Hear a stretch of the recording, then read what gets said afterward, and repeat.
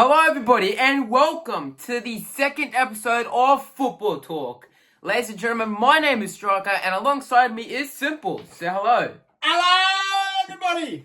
He's full of energy this week. Absolutely. Another two boring games. I'm over it. Let's roll to the credits. Disrespectful. I said, let's roll to the credits, Mr. Producer. Let's just roll. Come on.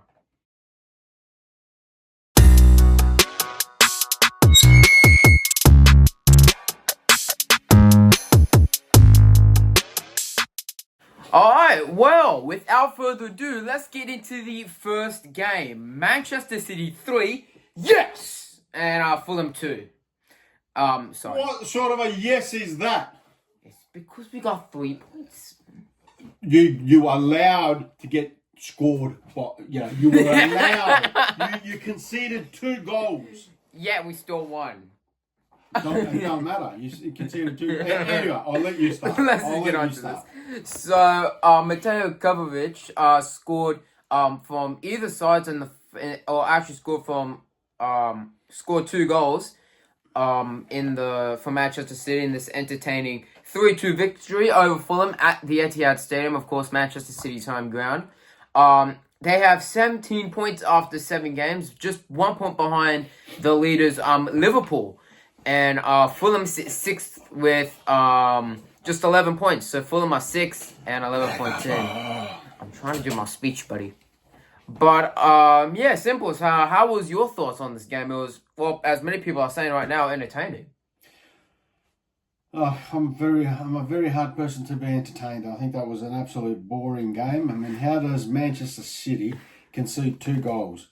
How do they concede 2 goals when they're what, number 2 on the ladder? Yes, second. Well, I guess that's why they're number 2. But how do you concede 2 goals? They need to up their games. I know it's the same old story. It's the same old story from my end. This team needs to up its game. This team needs to up its game. When you want to be at the top, you need to really be playing good football. At the moment, just ordinary. Yes, Mateo Kovacic played a wonderful game. No doubt about it. Two goals. He's on fire. But overall, I think, it's just another standard game. Of course, he grabbed his second one. I didn't watch the game. I heard that. Catch me off guard. Of course, he grabbed his second goal, which was in the 74th minute off of Jack Grealish's assist again. And then we also now just have to move on to Pep Guardiola, who had some words to say after his victory. Let's move to Pep Guardiola. Let's see what he has to say. Do you feel, I mean, obviously they created a hell of a lot of big chances, which they couldn't take, and your keeper was excellent. Listen, one is the chance I create, that is the truth. My feeling is the game was well played. The chance was created, especially with Adama, because he's unstoppable, that guy. So not for any player can control. When he had the ball and make the first 1 or 2 touches and start to run, you are going to defend an 80-yard box. So 6-yard box is impossible to control him. So, but I think the game in the first half well played, but make a 1 or 2 transitions and makes one against Nedi. Always had that feeling that, oh my God, what the chances they have. Yeah, that's true. But the game was well played, especially in the first half. We found the second, and after we played some minutes that, okay, we're going to score the third, we're going to control.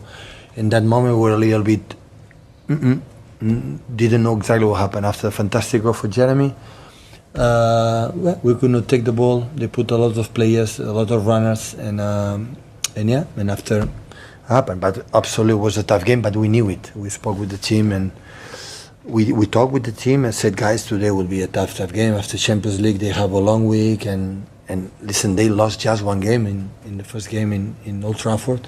The rest, they have incredible results, and they're playing really, really good. So many years, Marco, an exceptional manager, is there with them, and every season is getting better and better. So, we have to deal with that. So when we have an incredible run of not losing game here at the stadium, it's because some of them we won in that way. So nothing in life is easy.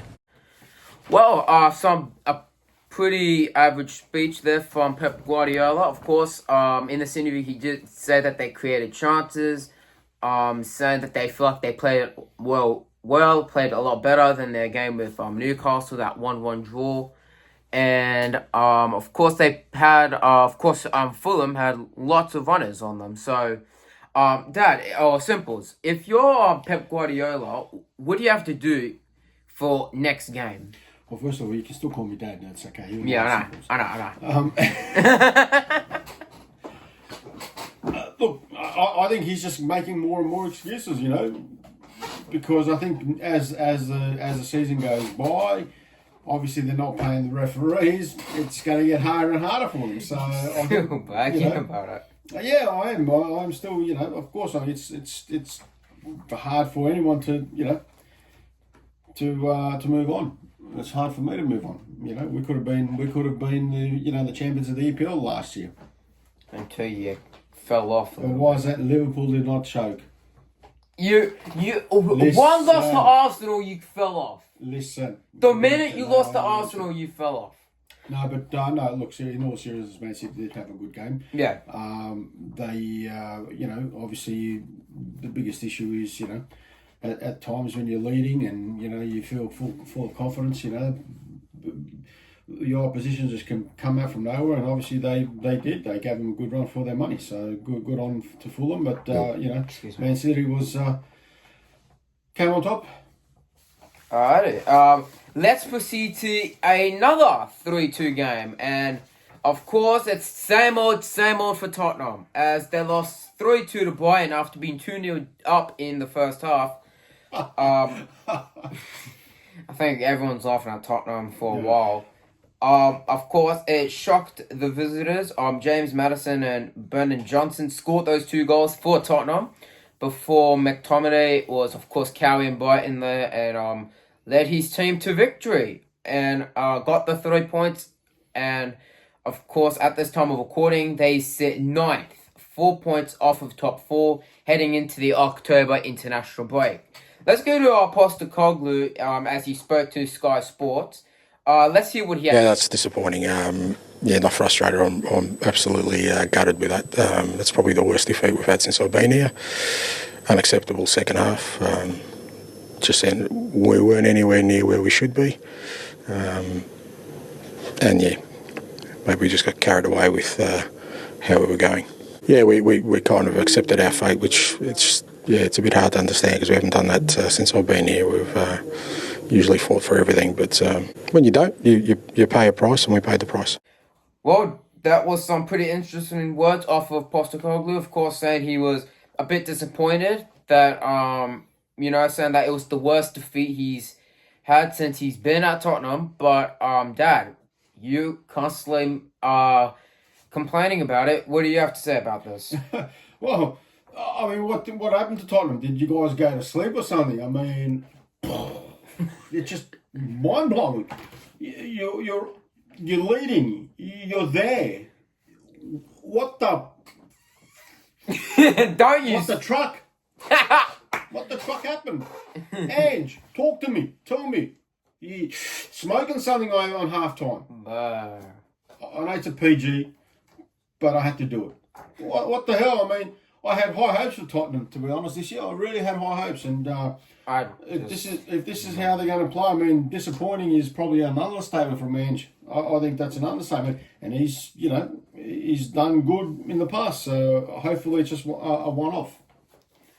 And we'll proceed to the next page, of course. Here he says, he said maybe things will travel up on smooth, and football and life will trip you up if you get too ahead of yourselves. So. Look, I think he's trying to be. I think he's trying to be like the ancient Greeks, like Aristotle and all those sort of philosophers. He's trying to be a philosopher right now with his comments. Maybe things were travelling on too smooth, blah blah blah, whatever.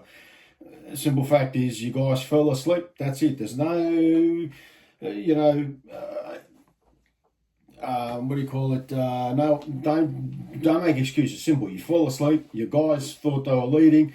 They were too cocky. They thought they were, and nothing happened. Right. So simple. Next game, slap them in the face. Make sure they start playing properly. What do you think? Yeah, absolutely. Tottenham, you just got to step your game up next game against whoever you're facing. I honestly had some major. expectations from these Yeah. guys. But hey, look, it's only early in the season, so we'll see what happens. Yep. Alright, let's go to our lad in the studio who has some more reports. Oh yes, news time. Let's go to our lad over there.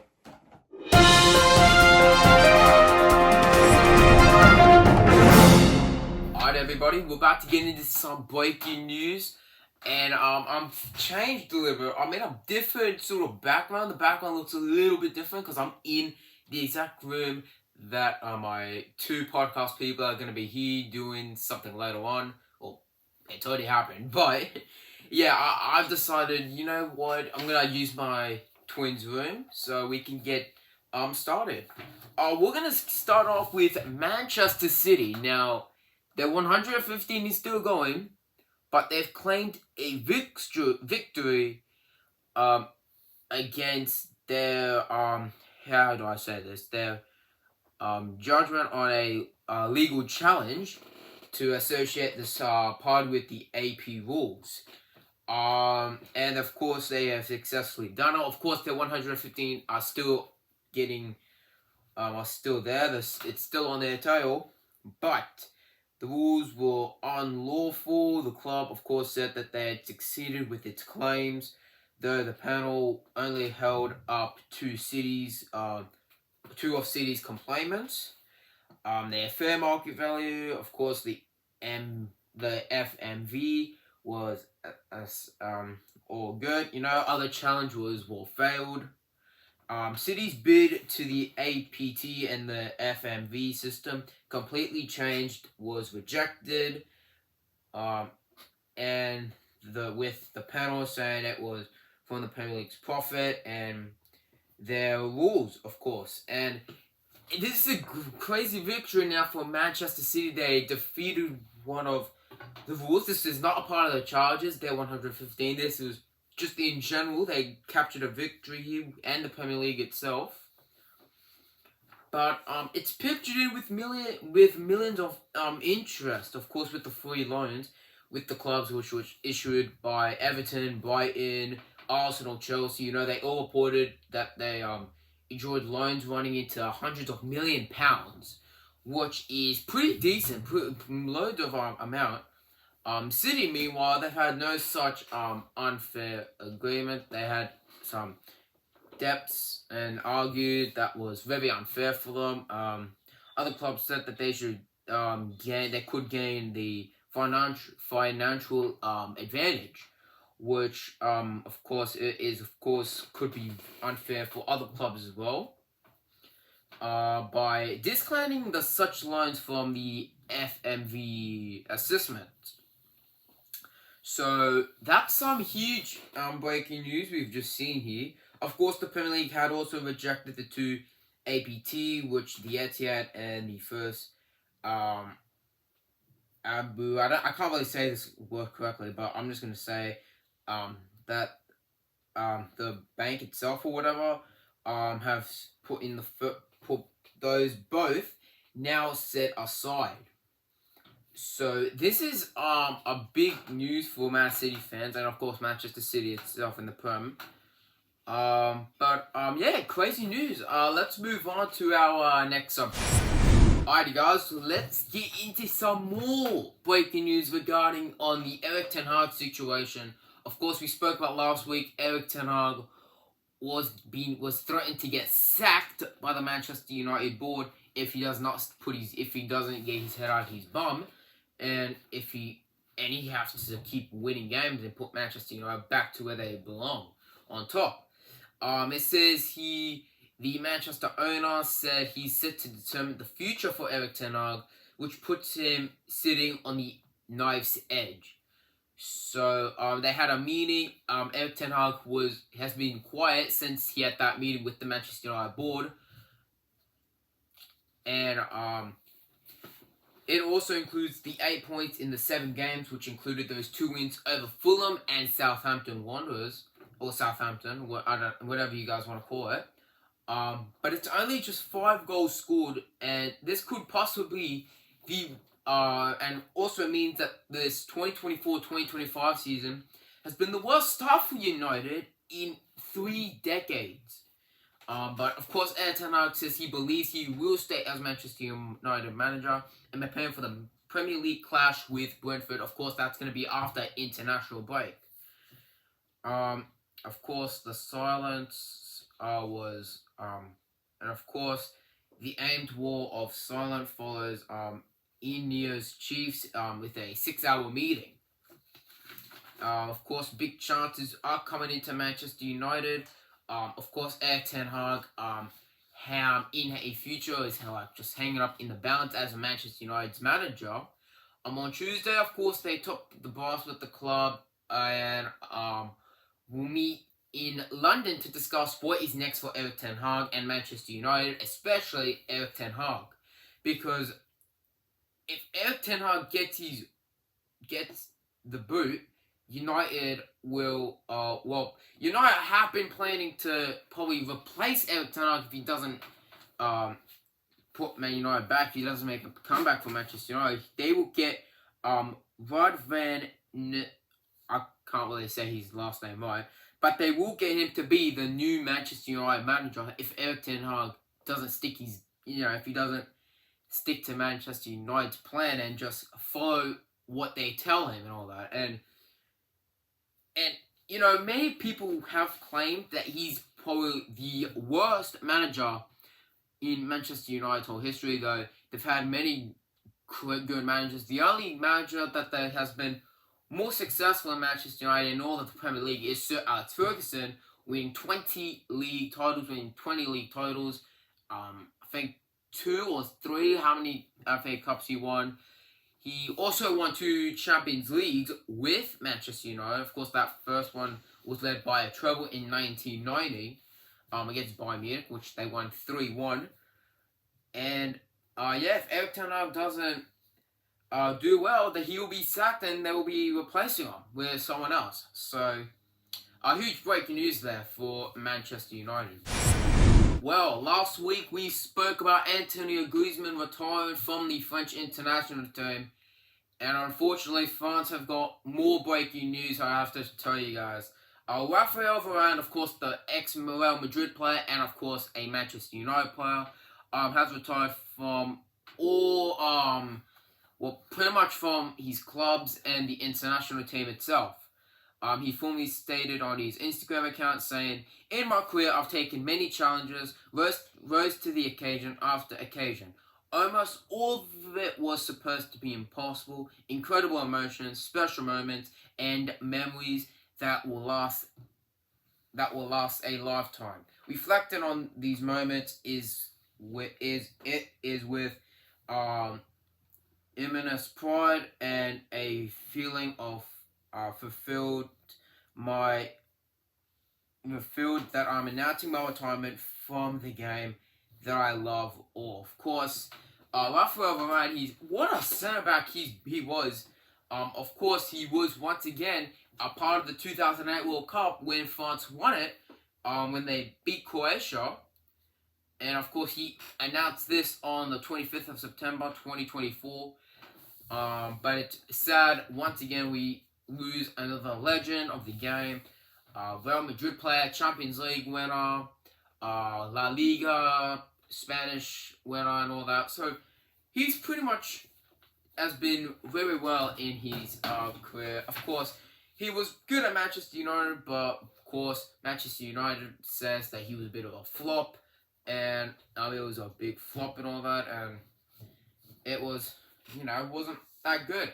And it's sad because now we've just found out another French player has retired, and of course it's Raphael Varane. And of course, when I heard about him retiring, I was disappointed. I was a bit shocked that he's officially now retiring, and I thought it was a joke until I saw stuff on the internet, and it was true. So he officially retired, and he's officially now retired, and it's pretty sad. And thank you, Raphael Varane, for everything. Alright, let's go back to the boys now. I'm not talking about the series, I'm talking about who. Well, another week, another successful episode. Simples, what are your thoughts? Well, that was a bloody quick week. Yeah, pretty fast. It wasn't as long as the first one. What can I say? He gets all the stuff prepared. Fantastic. Yep, and he's always gonna be my co-host forever.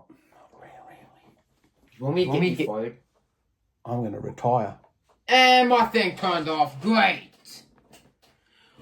Well, seems like I have to be on this camera for a while Well, now. camera 1's not working, so now we've got camera 2 going with you. Alright. Anyways, what do you have to say? Well, that's it for another week. Hit the subscribe button. Hit the like button. See us next week. Yep. Peace. See you episode 3.